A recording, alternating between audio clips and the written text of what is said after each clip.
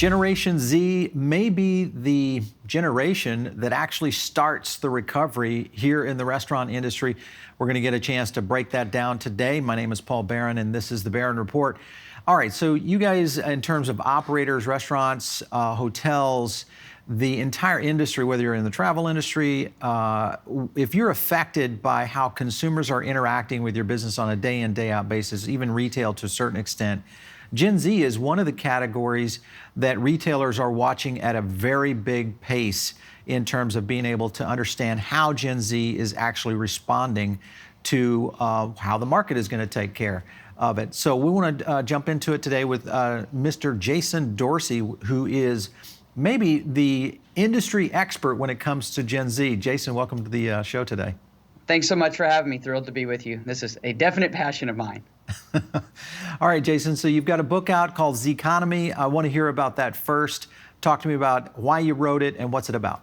Yeah, we wrote the book, Denise, my co-author, and I, because so much of what was said about Gen Z was not true. And we've been doing our State of Gen Z study for the last 5 years. And every time we kept unearthing myths, about Gen Z, people saying, oh, they don't want to work, and we found out that was completely false. Or they spend all their money, and we found out that was completely false. Just all these things over and over again. And so we wanted to provide a book that really gave managers, leaders, operators the tools they need to understand and engage this generation on both sides, not just as employees, but particularly as consumers. And we have led more than 65 generational studies that have gone into the book. So it's been a very exciting, passion project, and to see it come out this week and be bestsellers, it's been really exciting.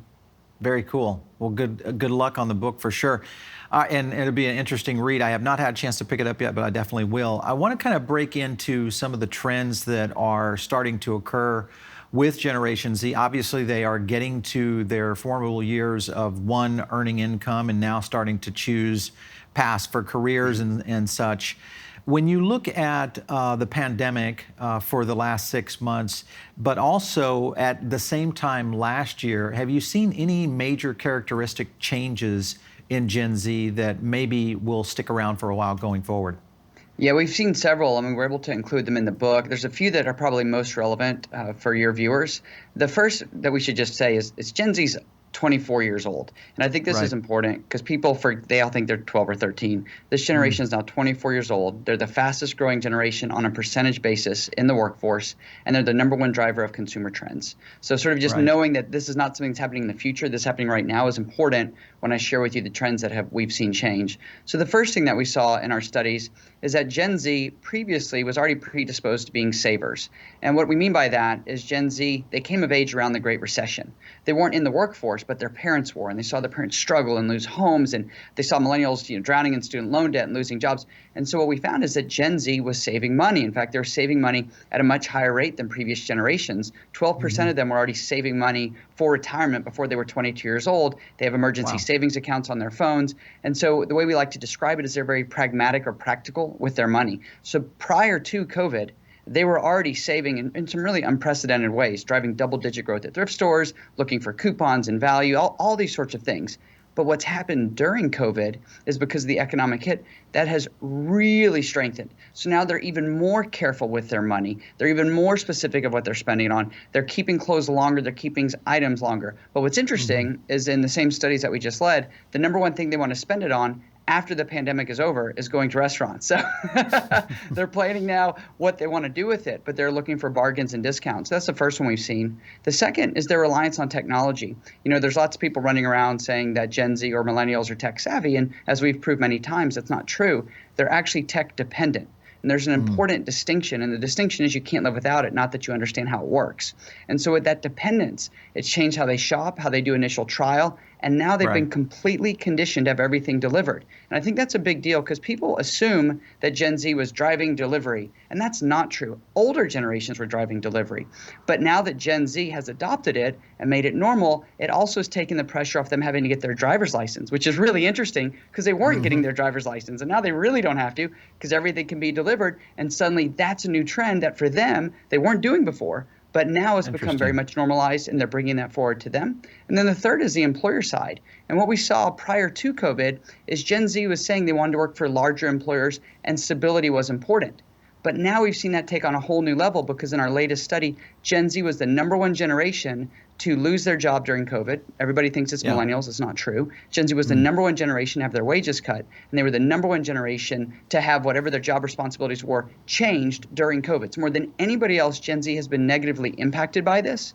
And because of that, when they're looking for jobs now, the big change we've seen is stability is number one most important, benefits number two most important, and scheduling flexibility. And then the last thing, which really isn't necessarily because of COVID, but has been in parallel, is we've been studying what Gen Z most wants from an employer and from a brand in terms of social causes. This is a big deal because they're a very cause-driven generation.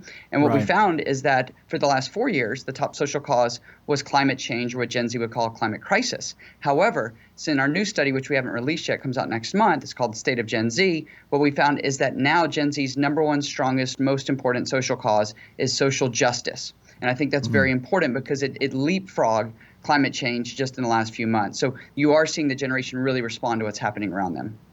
Yeah. So as a frugal bunch, and from some of our research, 143 billion in terms of impact on the retail markets here in the U.S. When you look at that being kind of the factor, even though that they are looking at maybe restaurant category as being one they would kind of frequent with coming out of the pandemic, but I think that's more of a short-term effect. When you look at the categories that are long-term potentials for where Gen Zs may end up spending their dollars, do you feel does it go in the direction of kind of like millennials where they're after more experiences, or is this something completely different? Is Gen Z going to be looking for value propositions that are related to companies that are doing well or have certain positions? Kind of talk to me about that. Yeah, that's a brilliant question because everybody assumes that Gen Z are millennials 2.0, and that's totally false. We write about that a lot in the book. And what we found is that Gen Z actually prefers products over experiences, which is right in line with what we've seen in terms of the studies for the last few years. And we joke about it, but millennials are always like, oh, it's all about the experiences and experiences last longer. And Gen Z's like, nope, my shirt does. I mean, that's really the way they think about things, that stuff lasts longer than experiences. Maybe that'll change at some point in the future, but we actually think that COVID has made this even more important to them. Not that they want to get a lot of stuff, because that's not how they think, but they want to buy things that that really add value to their lives that they can keep and use for a long period of time. So we think retail will see a lot of the growth. The other thing that's not talked about is I do see a continuation of delayed major purchases, particularly cars and so forth. And so as they push off a lot of these major purchases and commitments, it does give them the ability to spend it on what we would consider, lower ticket or lower average order value items, which could be things like retail, all sorts of stuff around that they would physically buy or order online. So we think you're creating more space to spend on that because they're not taking on that car payment and car insurance and all those things, since many of them, frankly, aren't getting that right now, or they've moved back home. We have more people in their 20s now living at home than since the Great Depression. And so all of a sudden, many of them are now saving on rent as well. So you put it all together, they actually could end up with more money that they could spend at retail and so forth than if they had taken on these larger term financial commitments. Yeah, for sure.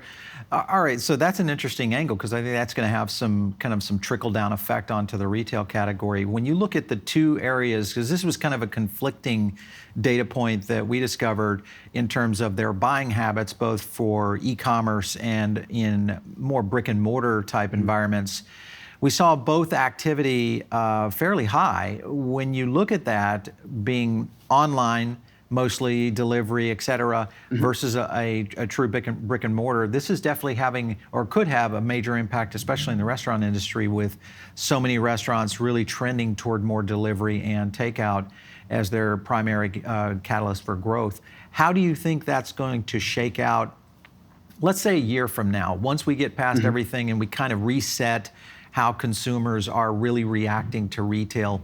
Where do you think Gen Zs are going to land? E-commerce more or more brick and mortar? I think e-commerce for purchases that they've made in the past.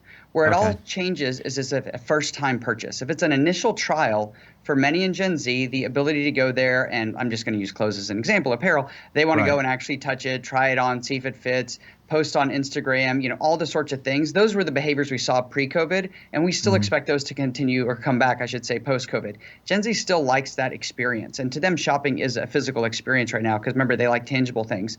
But once you've bought something once or twice and the risk goes down that you're going to buy something you don't like, then all of a sudden we see them moving to e-commerce, and the reason is deep personalization. So now if I've bought these shoes or this shirt or certain makeup or whatever it is, I can now get it delivered. I can maybe save money. They can have better tracking of my order experience, of my payment. I can get rewards and so forth. So I think the big challenge between retail and e-commerce for Gen Z is that first trial. And so what, as you know, all these e-commerce companies are saying, well, we'll send it to you for free. If you don't like it, you send it back to us. There's no cost. There's no this. There's no that. But there's still a hassle, particularly if you're counting on wearing that particular outfit that weekend. So I do think you will see a move back to the brick and mortar. I don't know that they'll need as much square footage, but they certainly will want to be able to have items there that they can sort of almost test and try out whether or not they take it home with them that day or it's shipped to them later. We definitely see that happening. But long term, because of the deep personalization, we think e-commerce is going to win after that first purchase. But we still got to get to that point. Kind of a Warby Parker approach where they drop in boutiques in the major metropolitan areas, use that as kind of and Apple does it to a certain extent in that fashion, and then once you're an Apple user, you kind of stop going to the store and start ordering online. All right, exactly. So and when you look at some of the trends here when it comes to, let's say for instance, Gen Z, when they are necessarily trying to maybe decide whether they select a certain brand or not. You had mentioned a little bit about social justice. And we're seeing a lot of movements in brands where you look at movements from companies like Cole Haan or Nike in the shoe categories, what they're doing out there today. Your thoughts on is it really a differentiator in reference to a Gen Z saying, I'm going to go with that brand because of that particular belief or, company position? Yeah, it's another great question. So the last few years, what we saw is that people were not necessarily, Gen Z were not necessarily willing to change because a brand did something that was, let's call it off message in terms of their social cause. But over the last 12 months, we have seen that. And I don't know if that's Gen Z getting older, having more purchasing power, recognizing that the cost of shifting is not as big as maybe they thought it was. But now we're absolutely seeing Gen Z say, I won't buy from brands unless I agree with the social causes and they take on social causes. And not just sort of the, the traditional, hey, we cut a big check and we gave it to you in the middle of a football field. And we're like, great. They don't even know what a check is. But actually, walking them through and showing them, hey, here's how we help this. Here's a video. Here's a photo and so forth. That transparency is what's driving accountability. And social media, this is really the key.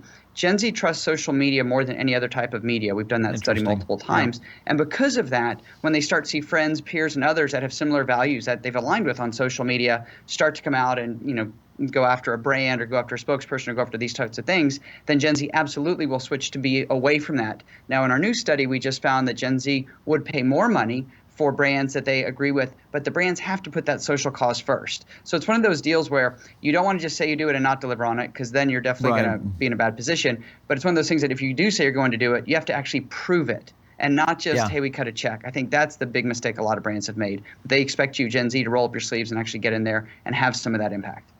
Interesting.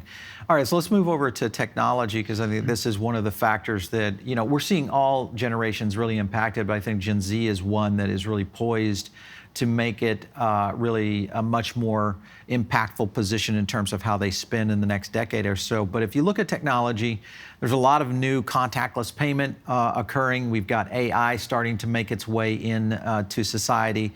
And then you've got a lot of personal data. Whether it is you walk into a place now, it's taking your temperature through a camera scan. We've got Face ID for payment inside retail facilities.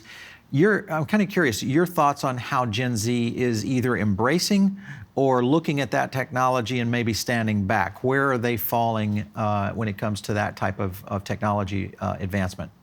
Yeah, one of the studies that we led recently showed that Gen Z was the generation most willing to give out their personal data in order to have a better customer experience, particularly online. Okay. And that's a really big deal. They have this expectation that I'm going to give you my data, whatever that happens to be, as long as, and the trade is, you give me a better experience. If I give you the data and the experience doesn't get better, they feel cheated. So you really have to raise the level of experience in order to get the data. Overall, what we see is that Gen Z has only known a time, and this is sort of the key with technology that we always teach leaders. Most of my clients are corporate boards and private equity and venture capitalists. Gen Z doesn't know a time when these things weren't already collected. This is new for everybody else. But Gen Z has always come of age where all their information was taken, collected, and then different things were, recommended content. They now watch more recommended content than they do the actual content they went there to see in the first place. So they expect that, but they expect that you're going to do it in a way that's going to benefit them. They also, by the way, expect security breaches. They're the number one generation to think it's going to happen. It's going to happen. Not, did it happen? It's, what did you do about it? Which I think is a pretty interesting angle on it. And so we see them really driving that forward. The payment piece that you talked to, I think, is really key because digital payment makes things so much easier for them. And now with this concept called earned wage access, we write about a lot in this book, Gen Z expects to get paid every single day. And that changes how you spend when you get your wages every day at the end of your shift at a restaurant or a retailer. Interesting. Very interesting. That definitely could be a factor, especially when you look at how Gen Z is going to take on employment, because we could see and start to see, and I've talked to a few operators in the restaurant industry that have kind of already moved in that direction, and they're talking about this literally payment for work that day. So it'll be interesting to see how that goes. Last question for you on Gen Zs, and that is the election. So it's coming up. We're filming this here in October. The idea of how Gen Z could be impacted, or Gen Z could impact the election in the coming months ahead. What are your thoughts there? Yeah, what we're seeing in our latest research on Gen Z and politics, and we tried to stay away from the parties and focus more on what we call behavioral drivers, because we're behavioral researchers. And what we found is that Gen Z is very much engaged in this political conversation. Here's where it gets a little bit dicey, though. When we asked Gen Z, what does it mean to be politically active? They defined it as engaging on social media. They did not define it as voting, and I think that's very important. Every other generation said to be politically active, at a minimum, you have to vote. Gen Z said to be politically active, you have to engage on social media. That's their minimum. Right. So the question is, will they actually show up and vote? And I do think that we were creating sort of a perfect storm for them to want to do it, but we're also seeing is a lot of hesitancy around, are they registered to vote? Is there a test? Just a lot of misinformation that Gen Z is being bombarded with, which is creating concern for them to actually show up. The other thing that's not talked about often is that all the voter registration drives that typically happen at college campuses are not happening because you generally can't meet with people on college campuses anymore. So a lot of that outreach that would drive voters who are in college, which are all Gen Zers pretty much, they're not having those engagements that will ultimately get them to vote. So we're not sure how that's going to impact them. We do know they're extremely interested in this election cycle in the U.S. We do know that they often lean one way versus the other, but that's not an absolute. You definitely see Gen Z on both sides. I think it's a myth that people say that they're all one and not the other. That's not true. But what we also see is that geography has a huge role. And so depending on where Gen Z lives, then that also seems to influence their views of the election and how engaged they are to go and actually vote. So a lot is going on there. I do think that you will see a lot more excitement and engagement, but what's not talked about is Gen Z's use of social media is going to affect how other generations vote, such as what we saw at the rally where Gen Z basically took all the tickets and then people didn't show up. So those sorts of things I think you'll see more of. Yeah, it's going to be interesting to see how they move forward, because I think what you've explained and what we've monitored here within our own research is really showing a different kind of trend bubble that's starting to rise, one that we have not necessarily seen in the past, where millennial and even Gen X to a certain extent had certain characteristics and traits that were somewhat identifiable. This particular generation is quite a unique one that is going to take some time, I think, to really understand, especially as they get into their spending years, which is coming up very soon. Jason Dorsey, great to have you on the show today. Thanks for stopping in. Thanks so much. Big fan. Glad to be with you. All right. So you guys are listening in over on Spotify, maybe iTunes, and now you can catch this show over on Amazon Music. Make sure and subscribe there and leave us some feedback or give us a rating. That's how we get feedback, of course, from our listeners. If you're catching this over on YouTube, make sure and smash the like button. And of course, let us know. Make a comment. Do you like the content? Is there something you'd like to see here on the Barron Report? We'd love to hear your notes. And of course, you can always send us ideas to producer@foodabletv.com or hit me up on Twitter @PaulBarron. This is the Barron Report. We'll catch you next time.